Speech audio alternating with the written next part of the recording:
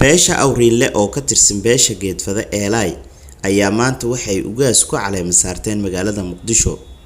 Ugaaska la caleema saaray ayaa waxaa lagu magacaabaa Ugaas Aadan Cismaan Macalin Suure. Xafladda caleema saarka ayaa waxaa ka soo qayb galay odayaal dhaqameed, aqoon-yahano, culimo u diin, dhalinyaro, haween iyo bulshada qeybaheeda kala duwan. ugu horeyn waxaa xafladda caleema saarka ka hadlay waxgaradkii iyo culimadii ka soo qayb gashay. walaalayaal maanta waxaan isugu nimid xafladan sharafta leh oo lagu dooranayo nabadoonka walaalahayna reer Waraasile qaasatan awriinle. aad baan ugu faraxsanahay maxaa yeelay geel hadduu dhoob ku dhaco lugluga loo siibaa, geedkana hadduu qurmo jidadkaa laga daaweeyaa. waxaa laga soo bilaabay hoos si beesha eelay ay mowqifka ay leeyihiin ay u gaaraan. gaar ahaan Soomaaliya markaan joogno waxaa ognahay waddankan ku dhawaad 40 sano oo uu burbursan yahay, oo adeegyadii caadiga ahaa haddii waxbarasho aan lahayd, haddii caafimaad aan lahaa, haddii wax walba aan lahayd oo burburay. qof walba ilaahay ka sokow waxa uu ku noolay tolkiisa ahayd. haddii uu waxbarasho u baahan yahay, hadduu caafimaad u baahan yahay, haddii dhibaato kale ay soo gaarto, wixii caawinayay tolkiisa leeyahay. marka iyadoo marka horeba loo baahnay tolki inay isku imaadaan, midoobaan, hoggaan samaystaan, iyadoo marka horeba loo baahan yahay, haddana waa looga sii baahi badan yahay Soomaaliya markii la joogo. eelay waa boqortooyo. boqortooyada waxay jeceshahay nin kasto inuu taliyo.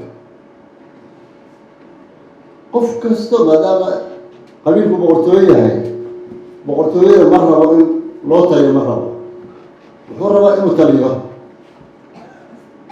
bilaahi calaykum, hadda waxaan maqlaayay markay geedafada samaysatay intaasoo ugaas ah, booraa samaysatay intaasoo ugaas ah, naasiya ay samaysatay intaasoo ugaas ah, waalmug ay samaysaa intaasoo ugaas ah. intee wada ugaaskaas ka magacaabo beelas ugaaska ayo beelas landeri inuu soo hogaamiyey kolley haddaan doora kareer xamaro, laakiin sadowna ka talagalkaan ayay ka sameynaa walaal ahaan qaab ahaantii u saartay kargasani ilaa abgo iyo balcad wali ha kasoo keenay insha Allah taala.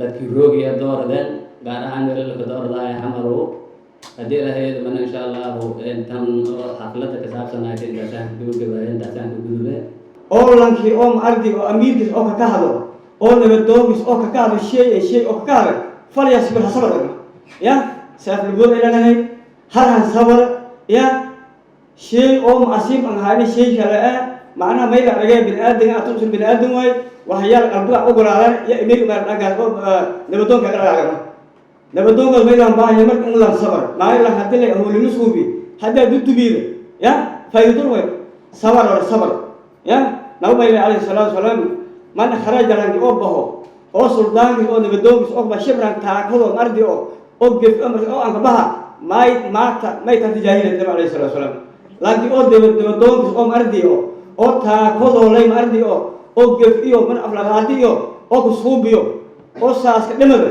maanta may dhimada may tan jaahilay ya may tu jaahilay yak nabi alayhi salatu wasalam. annaga qoorta soo qabanay, annaga dhahnay walaalaha aan nahay, qof kale oo hadda mudan uma jeedne. faatixaan ku wadnay naga aqbal, ugaasnimada noo qabo. ninkii noocaasa ugaasnimada aan faatixa u geynayo ku aqbalay, faatixadeena Allah u aqbalay, inaan mushkiladeena kale aan culays ku saarnay waa laga fiican yahay. waa inaan u dhagan nugnaano, amar kasta oo soo saarana waa ina seetaa loo fuliyo. wax kasta oo soo qaado waa qaatay. ugaaska waxaa la yidhi sideedaba, ugaas waxaa la yidhi wuxuu leeyahay la yidhi qabiilkaas ugaaska uu yahay habaarkoodina uu leeyahay la yidhi, oo haddii uu ku habaaro waxa waaye kulama gafay habaarkaas. qabiilkaas ducadoodina waa leeyahay, hadduu ku duceeyo ducadiisa waa helaysaa. ugaas aadan cismaan macalin suure oo gabagabada xafladda soo gunaanaday ayaa waxa uu sheegay in beeshiisa si wanaagsan oo xilkasnimo leh uu ugu shaqeyn doono. انتم غير هيك حملات عجيبه الى هيك زعلا نبغى نقول مثلا ولا الدنيا الى اخر مش اخر هو شيء الدنيا مش ثاني هو شيء نبغى ولا الجيران ولا نبغى مش نبغى حسب ما ارجع ولا تمام حطوا ولا ما ده طول ولا ما ولا زي اليس بيقول ده مش هو حتى مش كتسوي إذا كنتي من أرجع إلى أرجع نجار ما يبغى يقول سكوتي أنا بدي مشاهد أنا ويا إذا ونقام هذا مشاهد حتى ما يبغى لا مشاهد ولا مشاهد. حسين علي قيس إرلاد نيوز مقدشو.